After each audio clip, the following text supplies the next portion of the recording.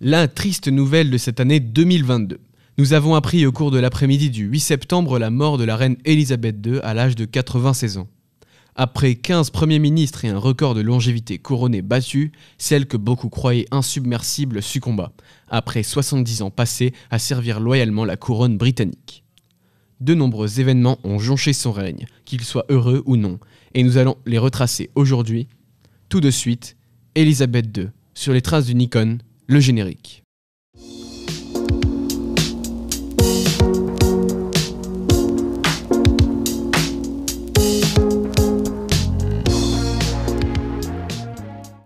Vanda de Jong viendra tout d'abord nous raconter l'enfance de la reine marquée par l'abdication de son oncle Édouard VIII. Faire face à la menace des batailles en tant que femme d'État, c'est ce que viendra nous raconter Robin Blauwart, retraçant l'aventure de la princesse Elisabeth. Léna Delplanque nous fera le récit du règne de cette femme pleine de ressources durant ses 70 années de bons et loyaux services. Après cela, je me chargerai d'expliquer le rôle du monarque en Grande-Bretagne et pourquoi il est si singulier. Découvrez les réactions des élèves du lycée Sophie Berthelot à l'annonce du décès de la reine et ce qu'elle représentait pour eux, le tout à travers notre nouveau format d'interview, le bas déjà bonjour. Au-delà de la monarchie, elle s'occupe tout au long de sa vie de famille et doit faire face à certains événements troublants, à l'image du départ de Harry et Meghan aux USA.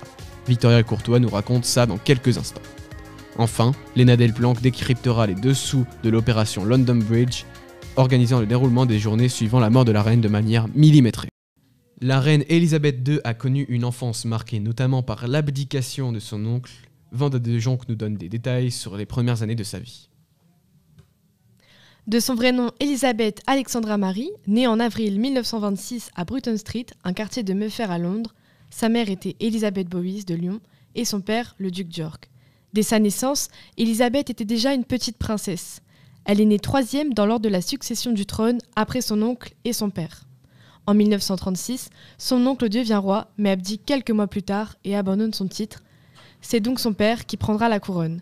Dès ses 7 ans, la reine était déjà portraiturée par le peintre des cours royales et du monde aristocratique. À l'âge de 10 ans, Elisabeth devient alors l'héritière présomptive de la couronne britannique. La reine a passé une enfance sereine dans une famille aimante. La reine Elisabeth a une petite sœur Margaret. Les deux princesses sont éduquées à domicile avec leur mère et leur gouvernante Marion Crawford, qui écrira plus tard un livre sur les filles appelé The Little Princess, les petites princesses, racontant l'amour d'Elisabeth pour les chevaux, les chiens, sa discipline et son sens de la responsabilité. Leur enseignement se concentre sur l'histoire, l'élocution, la littérature et la musique. Leurs loisirs étaient les mêmes que tous les enfants, mais d'une façon plutôt royale. Elles avaient 6 chiens, elles aimaient beaucoup créer des spectacles. Ces spectacles étaient réalisés avec leur gouvernante sur le yacht de la famille. En 1951, son père s'affaiblit et Elisabeth le remplace fréquemment dans les cérémonies publiques. Le 6 février 1952, le roi meurt et Elisabeth devient reine à l'âge de 25 ans. Merci beaucoup Vanda. Robin Blauwart, petit flashback dans l'histoire que Vanda vient de nous conter. Tu nous racontes aujourd'hui l'histoire de la Seconde Guerre mondiale vécue par la future Elisabeth II, n'étant alors qu'une enfant qui succéderait à la couronne. Robin, c'est à toi. Merci Victor. Alors, la Seconde Guerre mondiale, ça a été un événement certes tragique, mais surtout très important dans l'image de la famille royale, que ce soit pour Elisabeth II, à l'époque Lilibeth, ou pour ses parents. Quand la guerre a éclaté en 1939, George VI, roi d'Angleterre, a expressément ordonné que sa femme, Elizabeth Bowes-Lyon, et ses enfants soient évacués au Canada. Mais sa femme refuse et reste avec son mari et ses enfants en Angleterre. Elle dit, je cite, « Mes enfants n'iront nulle part sans moi, je n'irai nulle part sans mon mari, et mon mari reste ici. Nous n'abandonnerons pas notre nation. » Et c'est là que la famille royale devient une représentation de la détermination britannique. Les parents de notre défunte reine étaient donc de purs patriotes, mais ils n'en étaient pas pour autant complètement fous, car ils ont quand même pris la décision plutôt rationnelle de cacher leurs enfants au château de Windsor. Celle qu'on appelle Lilibeth n'a alors que 13 ans, lorsqu'elle décide de prendre ses responsabilités royales en prenant officiellement la parole pour la toute première fois à la radio. Écoutons. We know, every one of us, that in the end all will be well. For God will care for us and give us victory and peace.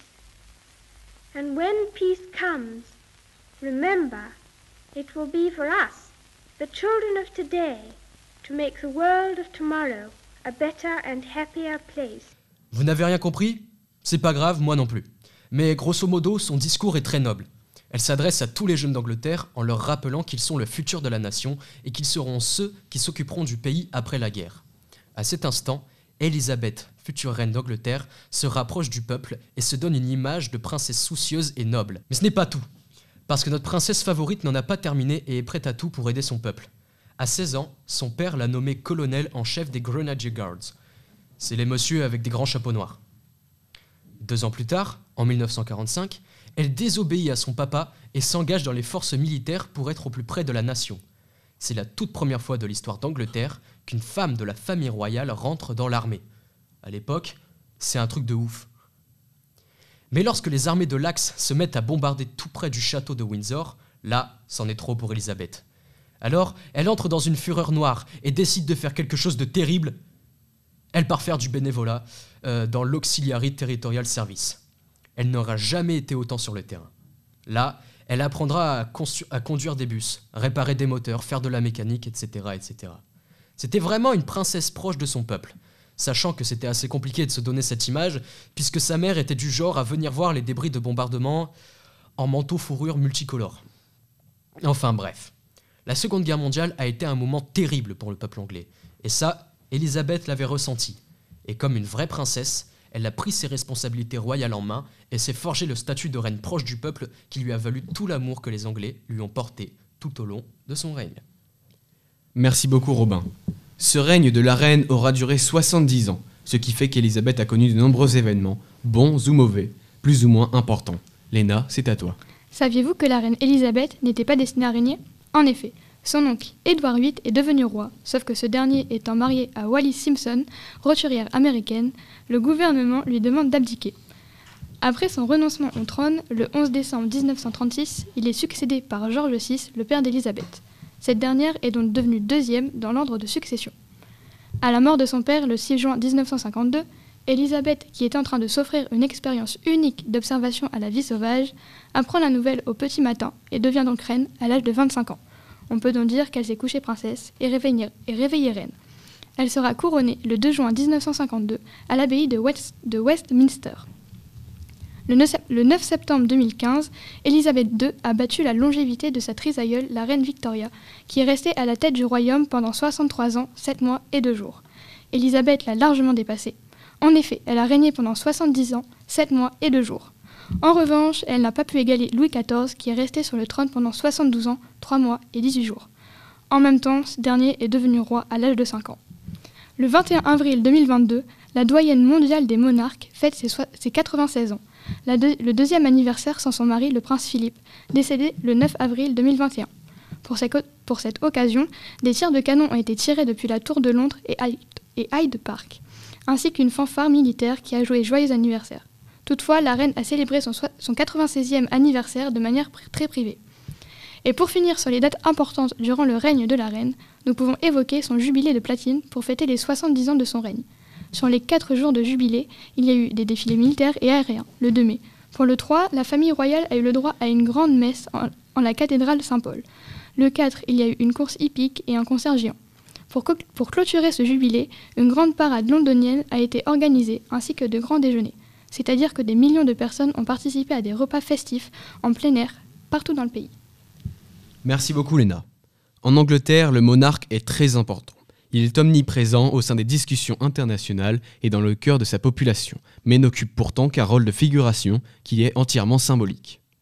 Le monarque anglais ne dirige pas, il nomme le Premier ministre qui sera chargé de cette mission après que ce dernier ait remporté les élections.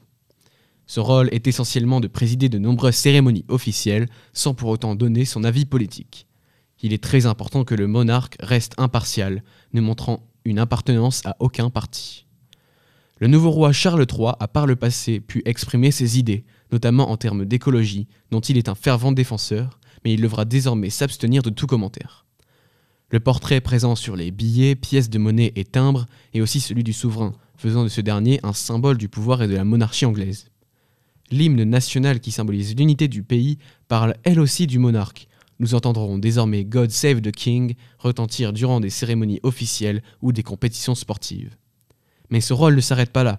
Il fait office d'ambassadeur. Il est aussi roi d'Australie, de Jamaïque et de 14 autres pays dont l'histoire est reliée au Royaume-Uni, souvent appelé Commonwealth.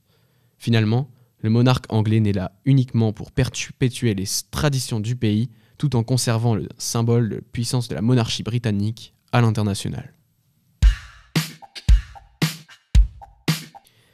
Vous allez découvrir maintenant les réactions des élèves du lycée Sophie Berthelot, comprendre ce que la reine Elisabeth II représentait à leurs yeux. Tout de suite, le bas déjà bonjour. Merci Victor. Ici Robin Blois, accompagné d'Anthony Fontaine à la technique pour les bas déjà bonjour.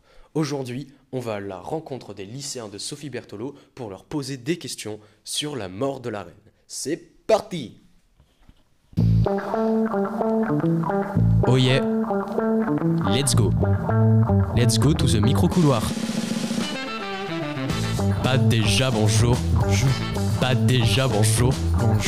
Pas déjà bonjour. Quand on est poli, on dit bonjour. On dit bonjour. Bonjour. Bah déjà bonjour. Bonjour. Bonjour à mon cher Robin. Comment tu as appris la mort de la reine? Sur quel support exactement? Bien évidemment, alors je suis rentrée à 19h chez moi et c'était en grand sur ma télé. Moi j'ai vu sur Twitter tous les comptes d'actu, etc. J'ai vu la reine est décédée en ce jour. Ok. Alors moi j'ai vu sur Instagram et puis après la télé j'ai vu aux informations. Je l'ai appris grâce à un tweet de la famille royale sur Twitter. Ok. Et est-ce que toi ou quelqu'un de ta famille a été personnellement touché par la mort de la reine ou attristé Particulièrement touché, j'irai pas jusque là, mais oui, certes, ça fait quelque chose, quoi. Enfin, ça reste quand même le plus grand règne, c'est quoi. Enfin, oui, c'est historique, quoi. Oui, moi personnellement c'est à peu près pareil, mais on a tout de suite pensé que c'était important, que c'était un tournant, un peu une page qui se tourne. Ma mère spécialement. Ma famille, pas vraiment, ils s'en fichaient un peu parce qu'ils se disent c'est un autre dirigeant. Moi, ça m'a fait quelque chose parce qu'en fait, tu te rends compte que tu grandis et que tu as des grandes figures de ton histoire qui s'éteignent comme ça et tu te dis, je suis à un tournant de l'histoire. Alors maintenant, on va te poser quelques questions de culture générale sur la reine, c'est juste pour savoir si les élèves la connaissent bien ou sont bien au courant. Alors déjà, c'était quoi son vrai prénom à la naissance? Elisabeth. Elisabeth, c'est tout. Windsor. Alors c'était Elisabeth Alexandra Marie Windsor. Elle a été couronnée en quelle année? Je sais qu'elle a été couronnée à 25 ans, mais l'année... 1954-56, non? Elle a été couronnée en 53. Combien elle a eu d'enfants, la reine? Elle en a 4, je crois. Tu dis combien, toi? Je dirais 4 aussi. Elle en avait 4. Je sais pas. Bon, elle en a eu 4. On connaît surtout Charles, mais il y en a 3 autres derrière. Ok, maintenant je vais te donner 3 faits insolites sur la reine. Et il y en a un qui est faux. Et c'est à toi de le deviner. Fait numéro 1. La reine n'a jamais été à l'école. Fait numéro 2. La reine possédait une Wii en or, une console Wii recouverte d'or qui valait 300 000 €, confectionnée spécialement par Nintendo. Et fait numéro 3. Elle a régné plus longtemps que Louis XIV. Elle jamais allée à l'école, c'est faux, je crois. Ça c'est faux, c'est Louis XIV qui a régné plus longtemps. Pour moi, c'est le fait numéro 1 qui est faux.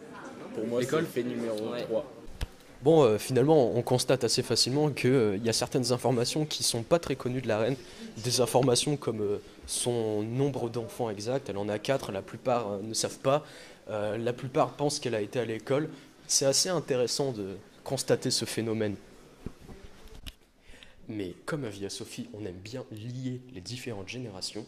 Nous allons sûrement essayer d'interviewer une prof d'anglais ou un prof d'histoire pour savoir si elle aura des meilleures informations que la plupart des élèves que nous avons interviewés.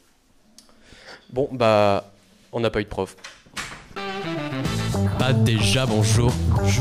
Pas déjà bonjour. Pas déjà bonjour. Quand on est poli, on dit bonjour.